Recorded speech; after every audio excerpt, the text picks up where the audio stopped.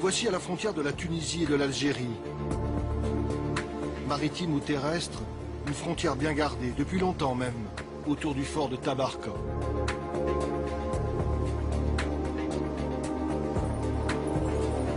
Temps mitigé ce matin, le vent souffle, il a plu. La terre, surprise, est très verte. Ce n'est pas encore la chaleur écrasante des jours d'été quand la masse des vacanciers passe les postes frontières de l'ouest tunisien.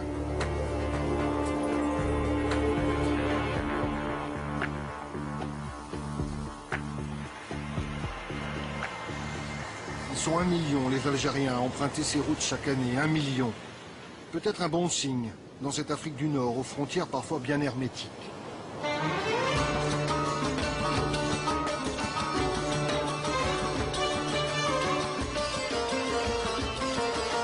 Plage déserte, sinon quelques pêcheurs qui profitent de la tempête pour repeindre leurs navires.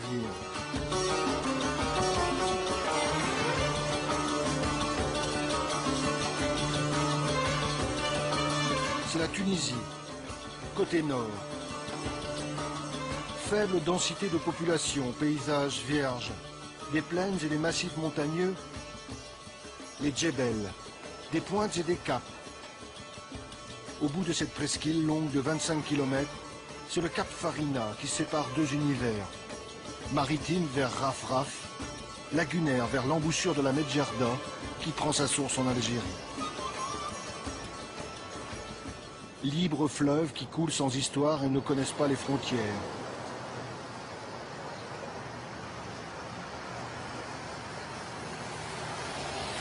Au pied du Djebel Nadour, il y a ce peuple de l'eau, dans l'ombre des forts, vieux de plusieurs siècles. La marque de passage des multiples occupants maltais, espagnols, britanniques. Gare El-Mel, 5000 habitants. Ville de paysans et de pêcheurs. Certains se contentent de la lagune, d'autres vont plus au large, bien au-delà du rocher de Rafraf.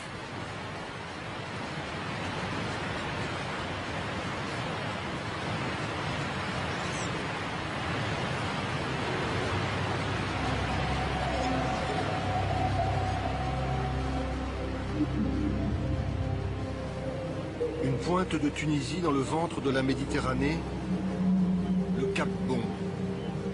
Roches sèches, fouettées par les vents. Paysage venté, océanique. On dirait presque l'Atlantique.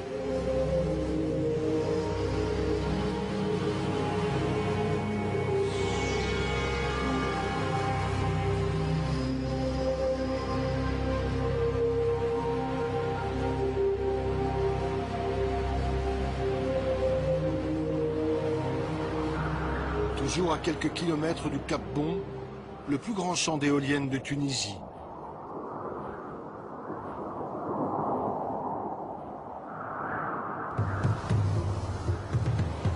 Attention danger, disait tout à l'heure le phare, aux navigateurs tentés de raser la côte.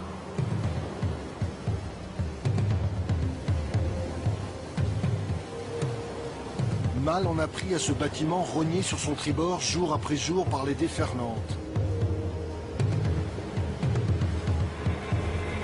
Vertige de la rouille, dans quelques milliers de vagues, il ne restera plus rien.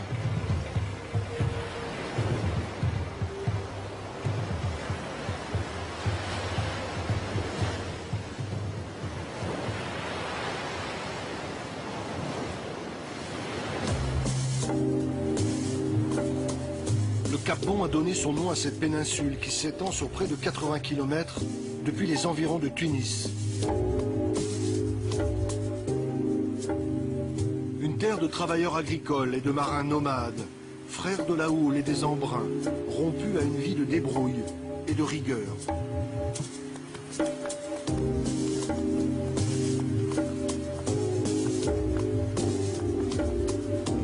Parmi les innombrables ports de pêche tunisiens, voilà Sidi Daoud, où la flottille est encore confinée dans le port, météo oblige. La Matanza attendra, cette pêche ancestrale où des bancs de thon sont pris au piège dans d'immenses filets.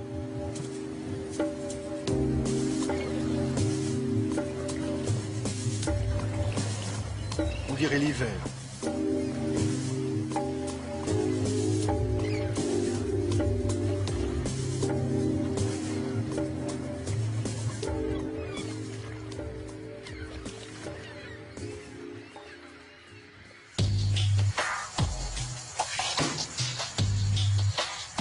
Changement de lumière. Changement de couleur pour un autre tableau. L'infini des terres ocres rayées d'oliviers. Milliers de plantations disposées en quinconce, selon une science ancestrale. Voici la Tunisie, côté sud, côté terre.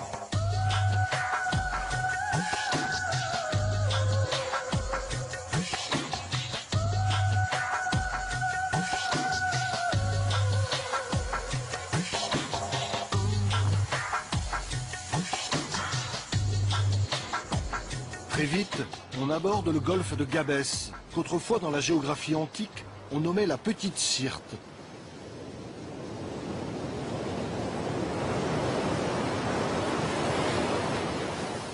C'est un lieu étrange, connu pour ses marées, les plus fortes de toute la Méditerranée. 2 mètres d'amplitude environ entre la basse et la haute mer.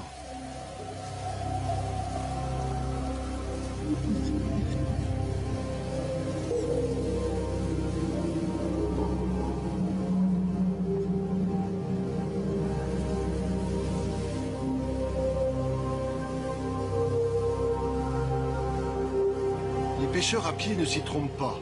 À marée basse, avec de la boue jusqu'aux genoux, ils savent qu'ici il y a moyen de récolter des coquillages et de faire bouillir la marmite. Des femmes, des hommes, englués quelques heures en plein soleil entre le flux et le reflux des eaux.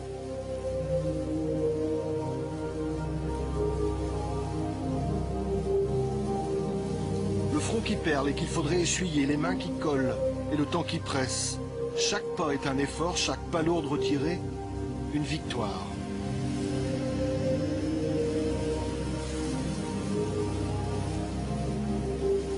Le golfe de Gabès est réputé pour être la plus grande réserve de coquillages et de poissons de Tunisie. Il fait vivre des milliers de personnes.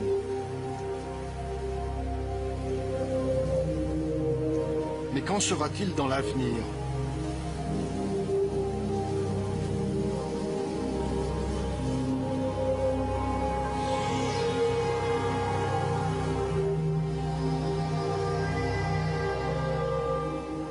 En vue du port de Gabès, on s'interroge.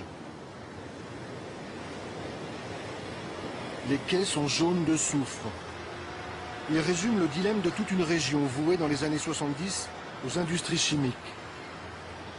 La concentration d'usines de traitement de phosphate, les rejets en mer d'engrais alimentent les controverses. Menacer, sacrifier le golfe de Gabès, il reste beaucoup à faire.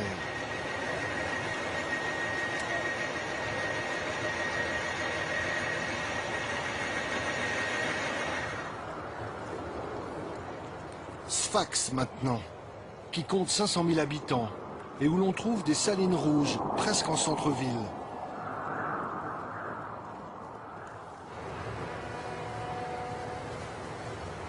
Sfax et son port. Liaison quotidienne avec l'archipel de Kerkena. On en reparlera. D'où viennent tous ces passagers, tous ces piétons et automobilistes.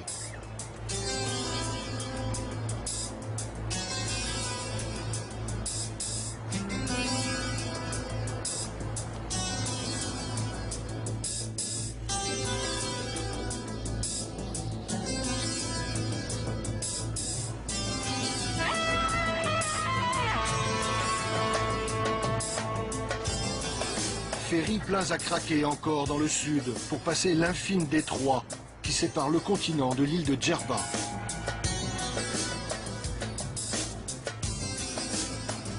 Sur la côte est de l'île, les yeux tournés vers la Libye voisine, une quarantaine d'hôtels a pris position sur une plage longue de plusieurs kilomètres, la plus belle de l'île.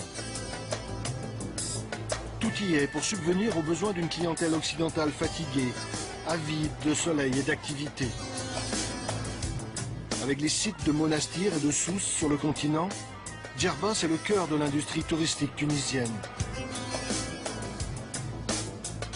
Seul un attentat d'Al-Qaïda causant la mort de plusieurs Tunisiens et étrangers viendra ternir au début des années 2000 la success story de Djerba la Douce.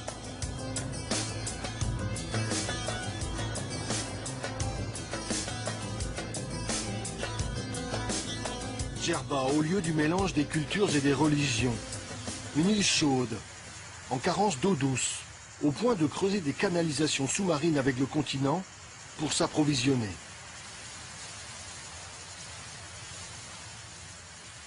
Blanche à l'extérieur, fraîche dedans, avec toujours un souffle d'air marin pour les ventiler, les maisons de Djerba.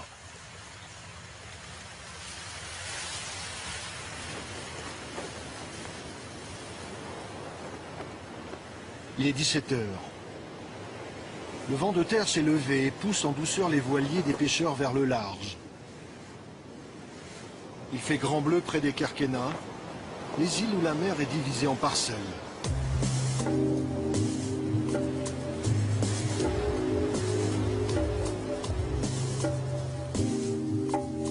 À terre, il y avait le graphisme particulier des champs d'oliviers. Ici, autour de ces îles entourées de hauts fonds, l'empreinte, ce sont ces pièges à poissons. Immense géométrie.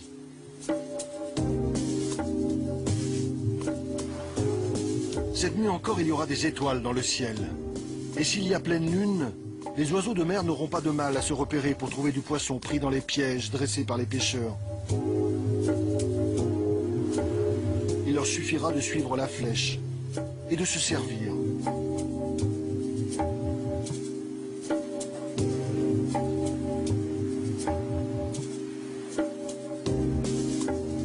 Il est 17 heures. Il est temps de faire le thé pour tenir. La nuit va être longue et chaude.